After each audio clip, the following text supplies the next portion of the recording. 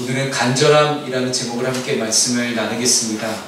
여러분, 오늘 본문에 나오는 가나안 여인의 간절함이 오늘 여러분들의 간절함이 되었으면 좋겠고, 일평생을 살아가시는 가운데 여러분 안에 주님을 향한 이런 간절함이 있기를 주님의 이름으로 축복합니다. 와킨스라는 회사를 혹시 아시는지 모르겠습니다. 미국의 유명한 화장품이나 혹은 생활용품들을 판매하는 그런 회사입니다. 가장 비슷한 우리나라 회사를 꼽으면 올리브영 같은 이제 회사를 꼽을 수 있겠는데요. 이 와킨스의 전설적인 판매왕 빌 포터라는 인물이 있습니다. 그래서 이 도어 투 도어라는 영화로도 개봉이 됐던 그런 인물이고요. 책으로도 나왔습니다. 도어 투 도어라는 영어 단어의 뜻은요, 방문 판매원이라는 뜻을 갖고 있습니다. 즉 도어 투 도어, 이 문에서 이 문으로 계속해서 문을 두드리며 다닌다라는 그런 뜻을 갖고 있는 영어 단어가 도어 투 도어라는 그런 단어입니다. 이 빌 포터라는 분은요, 이런 말을 남겼습니다. 인내하고 또 인내하고 끝까지 인내하라. 왜 이런 말을 남겼을까요? 이 빌 포터는 태어날 때에 의사의 실수로 뇌 손상을 입고 태어났습니다. 그리고 평생 사지 근육마비와 언어 장애를 동반하는 뇌성마비라는 장애를 겪게 됩니다. 이 빌 포터의 인생을 돌아보면 실패와 좌절의 연속만 가득했습니다. 성인이 되어서 이제 이 빌 포터의 어머니가 빌 포터에게 자립심을 심어주기 위해서 취직을 시켜주려고 합니다. 처음에 취직했던 곳은 한 약국의 재고 담당자였습니다. 근데 몸이 불편하다 보니 재고를 정리하다가 계속해서 박스를 떨어뜨리는 거예요. 그래서 해고됐습니다. 그 다음에 캐셔라고 하죠. 이제 돈을 받고 계산하는 그런 계산원에 도전을 했습니다. 그런데 금전 출납기를 잘 열고 닫고를 다루지 못해서 결국 또 해고됐습니다. 그리고 이 유통회사로 취직을 하는데 화물을 적지 않은 그런 곳입니다. 그런 곳에서 뇌성마비를 장애를 갖고 있는 이 빌 포터가 화물을 옮기는 일을 하는 건 참 힘들겠지요. 그래서 또 해고됐습니다. 그런데 자신을 그렇게 따뜻하게 보살펴주던 어머니가 어느 날 숨을 거두고 맙니다. 큰 충격에 휩싸여 있던 이 빌 포터는 이제 어머니가 계시지 않으니 내가 혼자 자립을 해야겠구나 라는 생각이 들었습니다. 그래서 그는 와킨스라는 회사를 찾아갑니다. 그런데 이 와킨스에서는 당연히 뇌성마비 장애를 가진 빌 포터를 거부했습니다. 계속해서 거절당하던 빌 포터는 마지막으로 그 와킨스 회사의 인사 담당자에게 그렇게 이야기를 합니다. 저를 아무도 없는 곳에 보내주십시오. 거기서라도 제가 일할 수 있다면 일하겠습니다. 결국 그는 와킨스에 취직이 됩니다. 와킨스에 취직이 돼서 그는 열심히 일을 하기 시작합니다. 그런데 쉽지 않습니다. 결국 그는 방문 판매원으로 보내집니다. 방문 판매원으로서 그는 오른손이 불편하기 때문에 항상 불편한 오른손, 꼬여있는 이 오른손을 뒤로 감추고 왼손에는 거의 15kg에 해당하는 많은 물건들을 담아서 항상 왼손에는 가방을 들고 걸어다닙니다. 매일 10km에서 20km 가까운 그 긴 거리를 걸어다니면서 집집마다 두드립니다. 집집마다 방문을 두드리면서 와킨스에서 왔습니다라는 그런 말을 건네면서 어눌한 말투로 말을 건네니 그 누가 이 빌 포터의 제품을 팔아주겠습니까? 예전에는 집집마다 방문 판매들이 돌아다니면서 물건을 팔던 시절이 있었습니다만은 항상 하루 평균에 8시간 그 15km를 걸어다니면서 물건을 팔았지만 항상 문전박대만 당했는데 이 빌 포터는 문전박대를 당하면서 그렇게 생각했다고 합니다. 더 좋은 물건을 가지고 다시 방문해달라라는 그런 뜻으로 받아들이고 끊임없이 매일 같은 곳을 돌아다니면서 문을 두드렸다고 이야기를 합니다. 그는 자신이 가지고 있던 장애와 혹은 거절, 사람들의 편견에도 불구하고 포기하지 않고 어머니가 싸주셨던 도시락과 그리고 자신의 물건들 가지고 늘 돌아다니면서 판매를 하기 시작합니다. 그리고 그는 25년 동안 수백만 가구의 문을 두드렸고 미국 서부 지역 최고의 판매왕 자리를 차지하는 그런 영광을 누리게 됩니다. 그가 이렇게 최고의 판매왕이 될 수 있었던 이유는 그에게 인내와 끈기가 있었기 때문입니다. 그래서 그는 이렇게 말을 남깁니다. 인내하고 또 인내하고 끝까지 인내하라. 인내하는 믿음, 간절하게 끈기 있게 인내하면서 무언가를 바라는 믿음, 오늘 그 믿음이 이방 여인이었던 가나안 여인에게 드러납니다. 오늘 가나안 여인의 딸을 고치는 이 마태복음의 말씀을 통해서 우리는 어떤 간절함을 가져야 되는지를 함께 나누도록 하겠습니다. 첫 번째는 간절함이 믿음을 낳습니다. 오늘 본문의 22절 말씀을 함께 읽겠습니다. 시작. 가나안 여자 하나가 그 지경에서 나와서 소리질러 이르되 주 다윗의 자손이여 나를 불쌍히 여기소서 내 딸이 흉악하게 귀신 들렸나이다 하되. 여러분, 기회가 찾아왔을 때 그것이 기회라는 것을 아는 것이 참 중요합니다.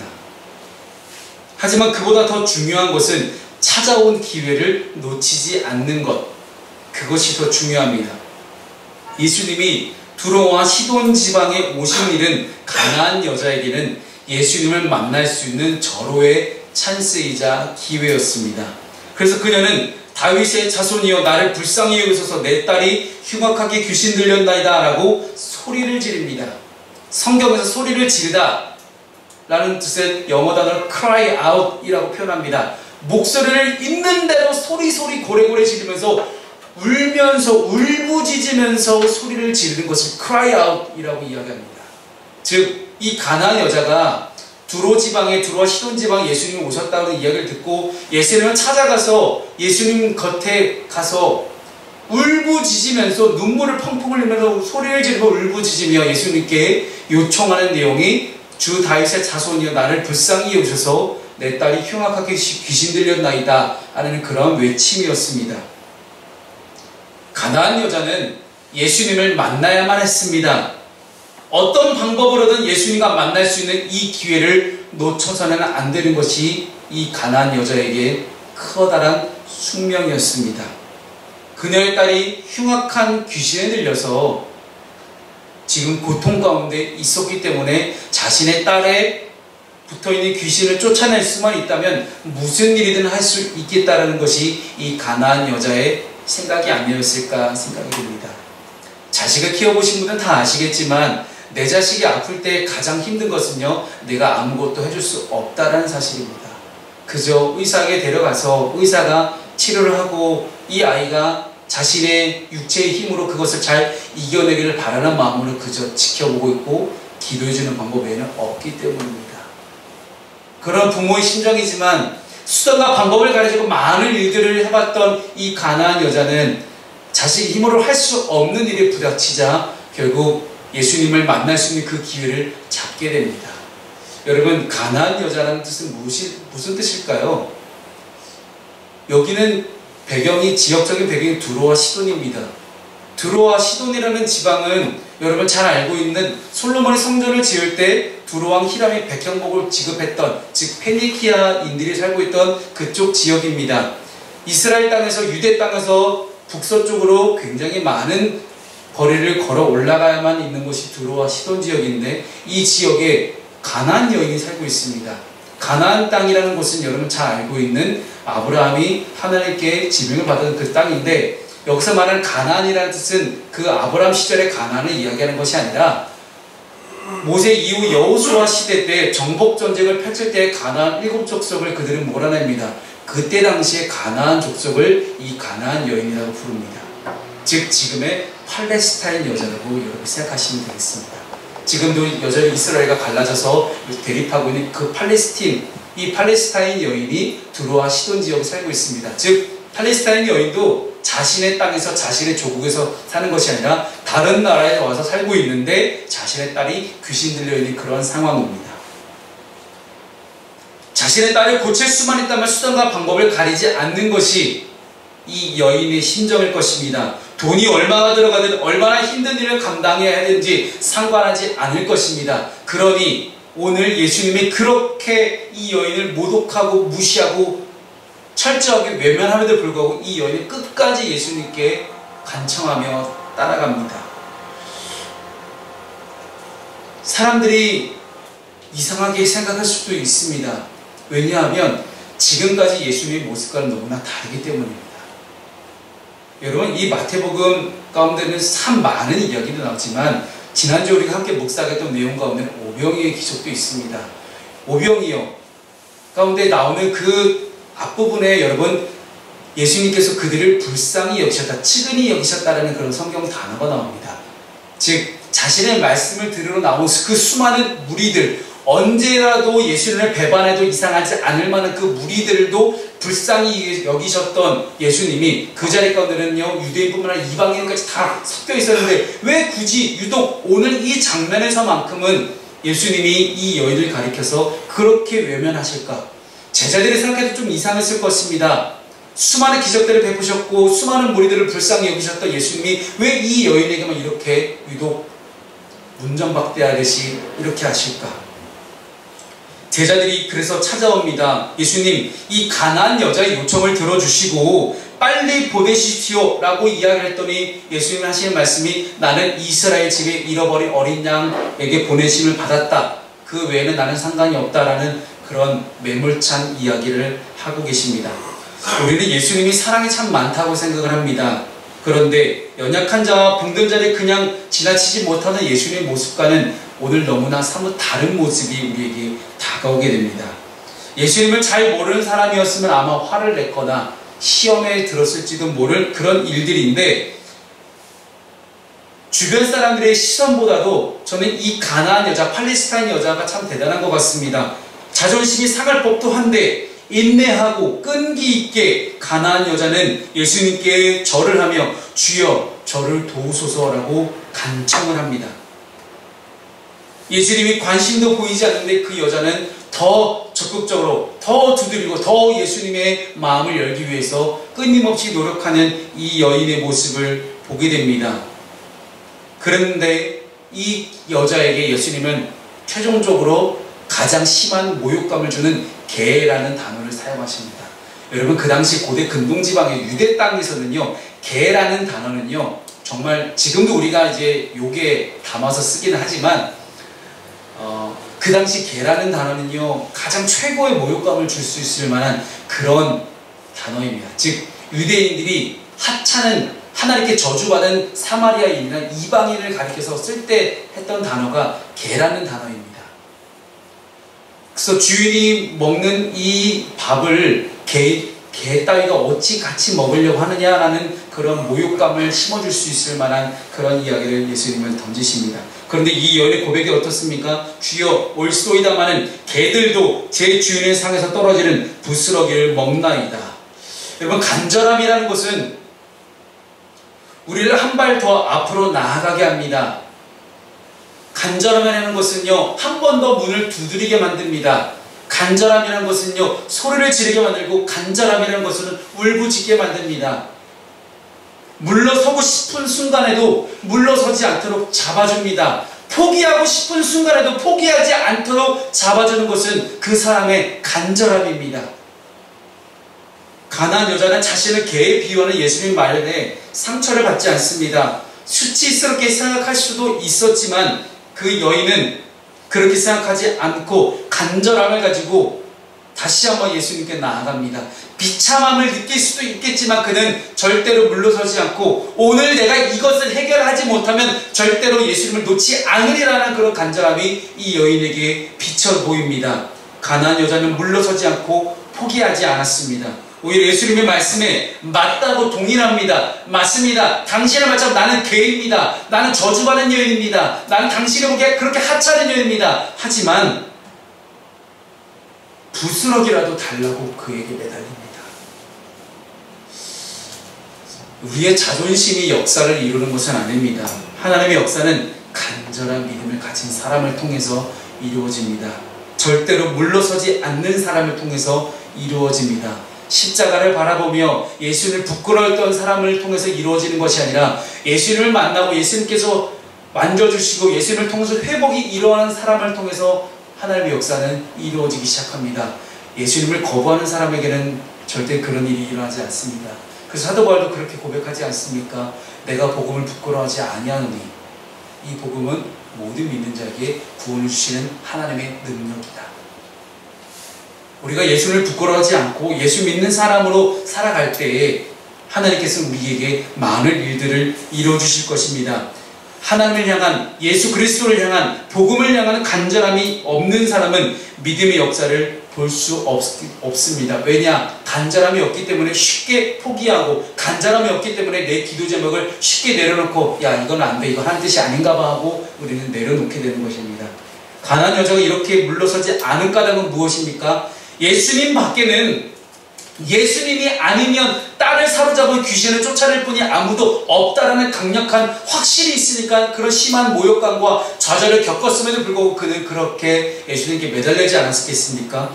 예수님만이 이 문제를 해결할 수 있다는 분명한 믿음, 그것이 바로 모든 악조건에도 불구하고 예수님 앞에 나아가게 만들었습니다. 사랑하는 여러분, 우리 인생의 문제를 우리가 해결할 수 없음을 먼저 고백하시기 바랍니다. 지난주에 안산대학에서 설교하면서 그런 내용을 나누었습니다. 우리는 늘 먹고 사는 문제에 집착해 있고, 먹고 사는 문제를 위해서 여러분들이 지금 이 자리에 와서 공부하고 있고 학교를 다니고 있고 먹고 사는 문제를 가지고 여러분은 기도를 많이 합니다. 그런데 우리 성경은 그렇게 이야기하지 않습니다. 하나님의 나라는 먹는 것과 마시는 것이 아니요 오직 성령 아래에 있는 의와 평강과 희락이라. 하나님의 나라에서는 먹고 사는 문제가 아닙니다. 우리 그리스도인들이라면, 우리 교회를 다니는 사람들이라면, 하나님의 아버지를 두고 있는 사람이라면, 하나님 나라에 살고 있고 하나님 나라의 법칙대로 살아가는 사람이라면 새로운 진리를 발견할 수 있어야 됩니다. 비록 눈에 보이지는 않지만 정말로 우리에게 깊숙하게 다가오는 그런 영적인 법칙을 우리는 깨달을 수 있어야 됩니다. 그것은 무엇입니까? 예수님만이 나의 모든 문제를 해결할 수 있다라는 그런 고백입니다. 여러분 안에 그런 믿음이 있으십니까? 주님이면 이거를 해결할 수 있겠다. 우리 주님이면 내가 가지고 있는 모든 문제, 육체의 문제, 건강의 문제, 재정의 문제, 자녀의 문제, 그 모든 문제를 주님이면 해결할 수 있겠다는 믿음이 있으십니까? 여러분, 오늘 그 믿음을 소유했으면 좋겠습니다. 우리는 그렇게 가나안 여인처럼 그렇게 심한 모욕감을 당하지 않았지 않습니까? 우리 그렇게 좌절을 겪지도 않았지 않습니까? 우리는 기도할 수 있지 않습니까? 이 가나안 여인은 이방인이었고 예수를 믿지도 못했고 예수를 만나본 적도 없는 인물이지만 우리는 예수를 만났고 예수를 믿고 있고 구원을 받은 사람들입니다. 그렇다면 제발 여러분 간절하게 부탁합니다. 여러분, 육신의 문제에서 벗어나십시오. 문제를 여기지 않는 순간 문제부터 자유하게 됩니다. 그리스도인들은요, 자유한 사람들이 그리스도인들입니다. 예전에 2004년에 제가 이제 외부 집회사역, 찬양 집회사역을 많이 할 때 이야기입니다. 이제 외부에서 집회를 이제 계속해서 하는 가운데 기도하는데 환상이 보이기 시작을 해요. 어떤 일들이었냐면 이제 앞에 수많은 젊은이들이 있습니다. 함께 찬양하고 기도하고 있고, 그런데 찬양하고 기도하는 그런 아이들 가운데 길이 생겨나기 시작을 해요. 진짜 주님을 만나고 자유한 우리 친구들에게는요, 성령께서 끊임없이 성령의 임재를 부어주시는 것들이 보이기 시작하는데 그 아이들한테만 이게 길이 쫙 생겨나기 시작하는 거예요. 그런데 그렇지 못한, 옆에서 정말 기도가 안 되어지고 하나님 앞에서 마음이 열리지 않고 성령 임재를 경험하지 못하고 있고 주님을 만나지 못하는 그런 친구들에게는요, 어떤 일이 보여지기 시작하냐면 그들의 발에는 다 족쇄가 채워져 있는 겁니다. 여러분, 그리스도인들이 왜 족쇄가 없습니까? 그리스도인들이 왜 자유하십니까? 그리스도인이 자유하다는 것은요, 이 세상의 그 어떤 문제, 공중 권세를 잡고 있는 사단 마귀가 끊임없이 우리를 찾아와서, 야, 너 뭐 때문에 힘들지? 너 때문에 힘들게, 너 뭐 때문에 힘들게 만들 거야? 너 어떤 문제 때문에 너나 반드시 하나님을 떠나게 만들 거야? 라고 이야기하는 그 모든 순간의 유혹과 시험과 어려움들이 끊임없이 우리에게 문제로 다가오기 때문입니다. 네, 여러분 성경을 보십시오. 우리는 기록된 성경을 믿는 사람들입니다. 성경 가운데 예수님이 우리 하나님의 기적을 일으키시고 하나님의 일들이 일어난 그 순간 가운데 인간의 문제가 문제로 여겨진 적이 한 번이라도 있습니까? 단 한 번도 없는 걸 우리 경험하게 됩니다. 사랑하는 여러분, 그 믿음이 오늘 저와 여러분이 있기를 축원합니다. 그 믿음이 있는 자에게는 오늘 바로 여러분들의 문제가 해결될 줄로 믿습니다. 여러분, 여러분들의 믿음이 모든 역사를 일으키는 근원이 됩니다. 믿음으로 모든 것들을 해결할 수 있는 저와 여러분 되기를 주님의 이름으로 축원합니다. 두 번째, 믿음은 부스러기면 충분합니다. 여러분, 우리가 그렇게 좀 오해를 할 때가 있어요. 내가 좀 교회를 다닌 지 얼마 안 됐으니까, 혹은 내가 교회를 다녔어도 나에게 아직은 뭐 목사님 보시기에 아니면 하나님 보시기에 큰 믿음이 나한테 없나 보다. 근데 성경에는 그 어디에도 큰 믿음에 대해서 이야기해 본 적이 없습니다. 그래서 어떤 이단 중에는요, 또 이단 사회 중에는 큰 믿음이라고 붙어있는 애들이 있어요. 그래서 참 쟤네를 보면서 진짜 쟤네는 이단 같다 생각이 들어요. 어떻게 이름을 줘도 저렇게 짓냐. 큰 믿음. 어디 하나님 우리에게 큰 믿음을 갖기를 원하셨습니까? 예전에 2007년도에 이제 청년부 집회를 이제 하고 있는데 청년들에게 기도 제목을 한번 얘기하도록 했습니다. 근데 그 친구들이 하는 거의 기도 제목의 반 정도는요, 반 정도가 큰 믿음을 갖게 해주세요. 이게 무슨 내용이야? 그때 저희가 고민하기 시작합니다. 제가 성경을 보면서 연구하다가 도대체 큰 믿음이 뭘까? 아무리 생각해도 저는 큰 믿음이 뭔지 모르겠는 거예요. 왜? 성경은 큰 믿음이라고 얘기한 적이 한 번도 없거든요. 우리 주님이 우리에게 큰 믿음을 가지라고 요구하신 적이 단 한 번도 없습니다. 오직 뭐만 나옵니까? 겨자씨. 근데 오늘에는 뭐가 나옵니까? 부스러기. 왜 예수님은 가난한 여자를 개에 비유하시고 자녀의 떡을 취하여 개들에게 던짐이 마땅치 않다라고 말씀하셨을까요? 그렇게 자존심을 상하게 하고 수치심을 일으켜서 망신을 주기 위한 그런 수단이셨을까요? 아니었습니다. 그녀가 다시는 예수님께 찾아오지 못하게 하려고 그렇게 모욕감을 줬을까요? 예수님은 모든 걸 다 알고 계신 분 아니겠습니까? 예수님은 모든 걸 다 알고 계셨듯이 이 여자의 믿음도 보셨습니다. 이미 두로와 시돈 지방으로 가셨을 때는요, 이 여인을 만나려고 가신 겁니다. 굳이 갈릴리 지역에서 그렇게 열심히 살아가시던 예수님이 오병의 기적 일으키신 다음에 갈릴리 주변 가버나움 근처에 계셨음에도 괜찮은데 왜 굳이 유대인과 바리새인과 서기관들의 잘못된 전통을 비판하시고 나서 왜 굳이 두로 시돈까지 가셨을까요? 그 먼 거리를 이 여인을 만나기 위해서 가신 겁니다. 우리 사랑하는 주님께서 오늘 여러분들을 만나려고 함께 하십니다. 그리고 여러분들의 삶을 언제나 하나님의 방법대로 인도하시기 위해서 여러분들과 늘 함께 계십니다. 그 주님의 임재를 여러분 믿음을 가지고 확신하시기 바랍니다. 이 여인을 만나러 오신 까닭은 무엇입니까? 이 여인을 통해서 이방인이라 할지라도 예수 그리스도를 믿기만 하면 구원받을 수 있다는 사실을 모든 만천하에 선포하고 싶으셨던 것입니다. 이 여인을 통해서 일어나는 그 기적 같은 치유의 역사가 하나님의 영광을 드러내는 일이 될 수 있도록 하시기 위해서 일부러 도로와 시돈을 찾아가서 그 여인을 만나고자 하셨던 것입니다. 그런데 예수님에게는 여름 젊은 사람들 용어로 츤데레끼가 좀 있으셨던 것 같아요. 츤데레 같아서 겉으로는 이렇게 툭툭 모욕감을 주는 척하면서 속으로는 이 여인을 잘 고쳐주려고, 이 여인의 딸을 고쳐주려고 이미 마음 먹고 있음에도 불구하고 잘해주고 싶어만 이만큼 있는데도 불구하고 겉으로 툭툭 이런 개 XX 하면서 모욕감을 주는 겁니다. 예수를 만나자 소리를 지르고 울부짖으면서 자기에게 찾아오는 그 여인을 바라보시면서 모욕당하고 충분히 실망할 수 있는 그 상황 가운데서 그 여인은 흔들리지 않습니다. 오히려 그럼에도 불구하고 예수님을 더 붙듭니다. 더 다가가서 더 예수님께 거리를 가까이 하면서 예수님께 도움을 청합니다. 여러분, 주님께 문제를 해결받고 싶으시면 주님께 가까이 가십시오. 주님과의 마음의 거리를 가까이 하십시오. 가나안 여자가 예수님을 다윗의 자손 주님이라고 부른다는 것은요, 예수님을 왕으로 인정한다는 뜻입니다.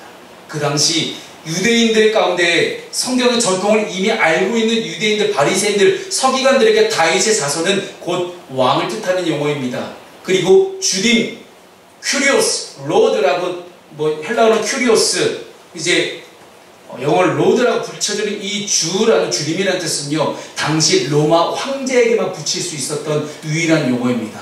그런데 그 용어를요, 이방 여인이 이방 지역에서 예수님께 호칭을 붙입니다. 어떤 사람들은, 수많은 사람들은, 오병의 기적 가운데 있었던 사람들, 바리새인과 서기관과 제사장들은요, 수많은 예수님의 기적과 이적을 체험했음에도 불구하고 예수를 믿지 않았습니다. 그러나 상의 징수성찬을 차려주었지만 끝까지 감사하게 생각하거나 감격하지 않았던 그들과는 너무나 다른 가나안 여자는 그 상에서 떨어지는 부스러기라도 감사했고 그것을 얻겠다는 간절한 믿음, 간절한 마음과 낮은 자세로 예수님을 찾았던 여인이 바로 팔레스타인 여인이었습니다. 여러분, 부스러기를 얼마나 작습니까?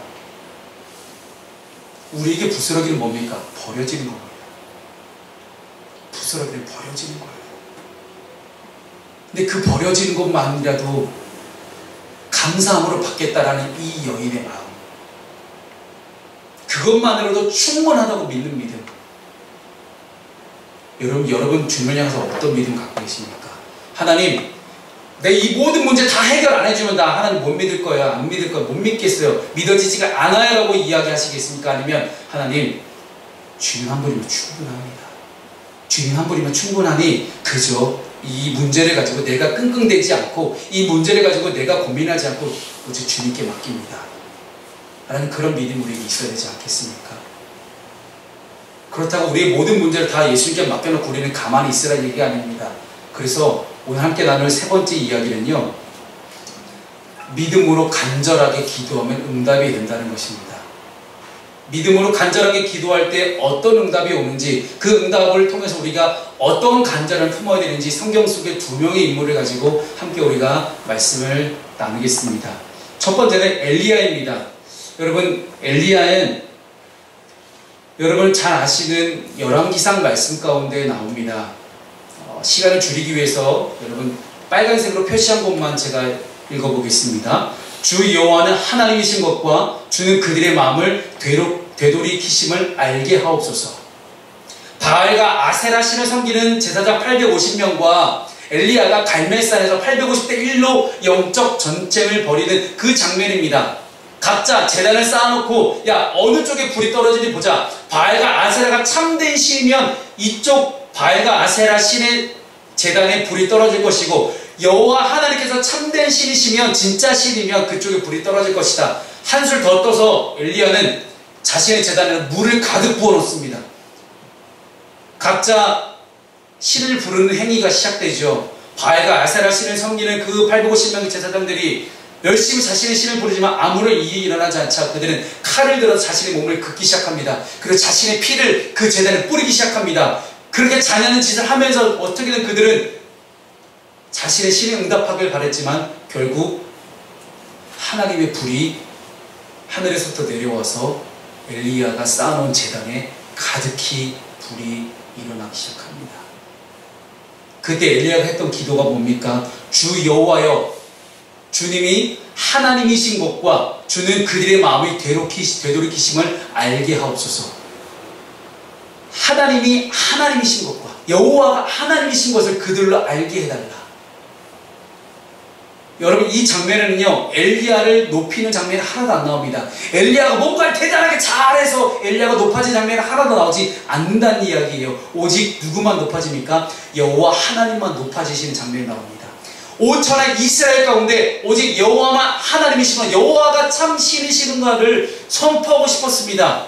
그래서 엘리야는 자신의 목숨을 내걸고 자신의 모든 것을 다 버려두고 자신의 모든 것을 내려두고 영적 전쟁을 한 것입니다. 만약에 여기서 지잖아요. 850명과 아합왕의 왕벽 이세벨을 통해서 엘리야는 죽임을 당할 수밖에 없는 상황입니다.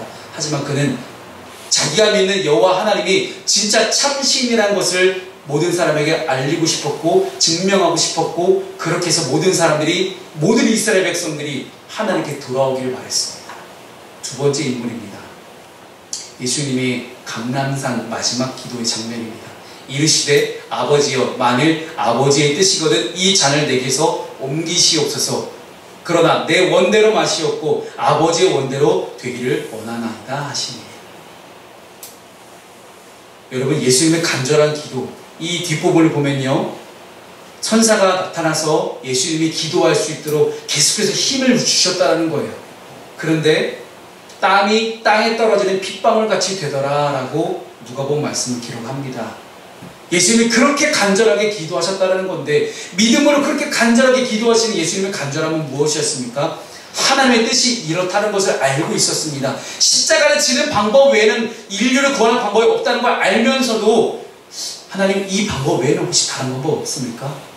제가 정말 이것에 대해 순종하기 정말 어렵습니다. 하나님, 순종하기 너무 힘들고 순종하기에는 제가 감당해야 될 고통이 너무 극심하고 모욕감과 수많은 것들이 나에게 찾아올 텐데 하나님, 정말 감당하기 너무 힘듭니다. 그런데도 이 순종해야 됩니까? 여러분, 예수님의 이 기도는요, 순종을 위한 간절함이었습니다. 하나님의 뜻이 무엇인지 알겠습니다. 그런데 그것에 대해서 제가 순종할 수 있도록 저를 만들어가 주십시오라는 그런 기도의 내용이었습니다.